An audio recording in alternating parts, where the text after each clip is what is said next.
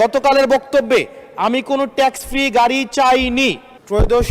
ত্রয়োদশ জাতীয় সংসদ গঠিত হওয়ার পর সরকারি দল এবং বিরোধী দল প্রত্যেকেই একটা কমিটমেন্ট দিয়েছে, বহুদিনের প্রচলিত যে ট্যাক্স ফ্রি গাড়ি এবং প্লট আমরা নিব না, এই বিষয়ে আমরা সিদ্ধান্ত নিয়েছি।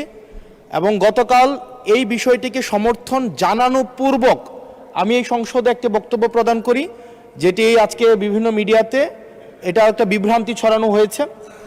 আমি আমার জায়গা থেকে যেই ট্যাক্স ফ্রি গাড়ি আমরা নিব না এবং প্লট এই সুবিধাটি যেটা আমরা নিব না, এই সিদ্ধান্ত সমর্থনপূর্বক আমি জানিয়েছি জেলা পরিষদের চেয়ারম্যান, উপজেলা পরিষদের চেয়ারম্যান, পৌর মেয়র, ডিসি, ইউনো, এসিল্যান্ড সহ অন্যান্য সরকারি অফিসার সরকারি কার্য পরিচালনা করার জন্য যেভাবে সরকারি একটি গাড়ি পেয়ে থাকে, ঠিক একই প্রক্রিয়ায় আমাদের যারা সংসদ সদস্য আছে তাদেরকে ঠিক একই প্রক্রিয়া একটি গাড়ি ব্যবহার করা দেয়া যায় কিনা সেটি আমি এই সংসদে আমি জানিয়েছিলাম।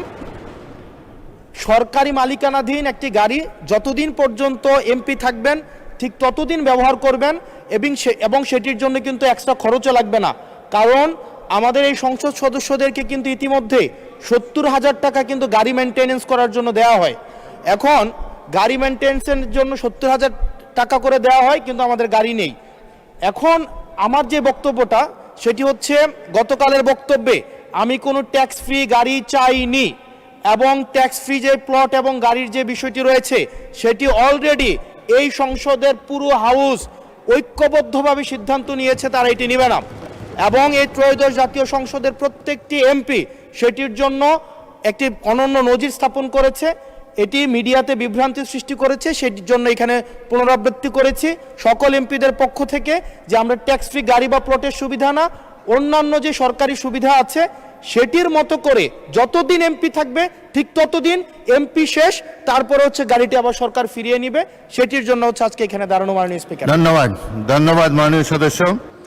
বিষয়টি ইতিপূর্বে ক্লিয়ার করা হয়েছে এবং আমার মনে হয় সংসদ সদস্যগণ ট্যাক্স ফ্রি গাড়ি এবং প্লট না নেওয়ার যে সিদ্ধান্ত গ্রহণ করেছে এটি দেশবাসী তাকে অভিনন্দন জানিয়েছে। ধন্যবাদ।